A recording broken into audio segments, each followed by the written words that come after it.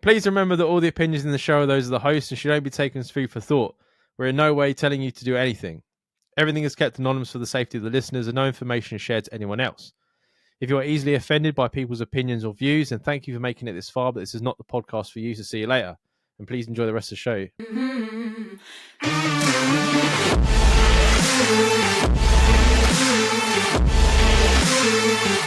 show.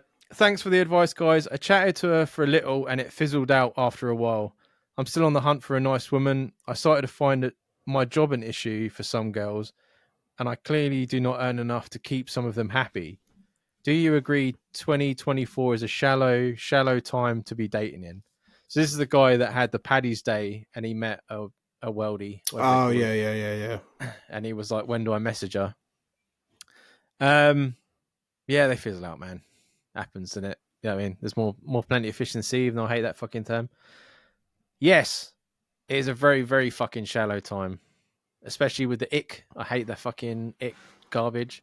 I think social media has created a shallow perception of what you need in a relationship. Yeah. Because what a person earns should not be affecting, unless they've got no job and no prospects of having jobs, then that's different. Yeah. But if a person's earning money and doing their best, then it should not affect how you would conduct yourself in that relationship. It drives me mad when I see TikToks of people like, oh, I need a man with 100k salary, no less. I'm thinking, what are you bringing to the table? Do you know what I mean? Yeah. And the average wage in the UK is like 31,000. Yeah, exactly. Like 32. And I think if you're earning anywhere around that, then no one has any grounds to say anything to you. If you're just getting into, say if you're young and you're just getting into work, you might not even be working full time at this point. Do you know what I mean? Nowadays, they're saying that most millennials, are working 2 jobs. That's a normal now. It's normal to work 2 jobs, which is mental because when you work a second job, you get double tax. Well, your tax gets combined, so if you hit over a threshold, it's all about the thresholds. It's fucking mental. Like, people shouldn't have to, when you're like trying to do college or whatever, and even like if you're trying to get out on your own, and you just got to work 2 jobs just to even fucking feed yourself. It's a joke. Yeah. It is a very shallow time. I think I went through that at one point where I was ashamed that I didn't earn enough money, and that made me feel like. But I think when you find a relationship where it's equal, like you actually work together, it makes a hell of a lot easier. It doesn't matter about the money because you're both trying to find ways to like have a good time or go out and find new things, or means to being to do like a lot of cooking and stuff together. Yeah. I mean, we've had a couple takeaways this week because she's got a problem with her tooth, and I had a really bad week last week, so I just weren't in the mood. Yeah. And but before then, I think the first time we had ordered a takeaway, it's been like 2 months because we just like cook and stuff like that. Yeah, exactly. So it's, I mean, it's like it's an easy way to throw your money away as well. Takeaways. Oh mate, it's so fucking expensive. A lot of people throw loads of money at takeaways. I mean, that's not the point I'm getting at. I'm just saying, like, when you find someone, which you will do, and you work together, the money doesn't come into it. Yes, it makes it easier and you can go on holidays and things like that. But, you know, you're working together to just be happy. You find ways to have a good time, and social media is just a bitch. It's a cruel. It is cruel like if Charlotte was to have the perception that people on social media had, not Charlotte from day one has always earned more money than me. That's never became relevant in our relationship because she's not putting any more into the house than I am or doing anything like that. Do you know what I mean? It's always we do it all together. And it's like if you do have a person that you're entirely reliant on financially, then that person has got all the power in that relationship. And I don't think you can pull that off nowadays. People want that. And social media seems to steer you that way where you think that someone's going to be a kept person by their partner and that's the best way to be.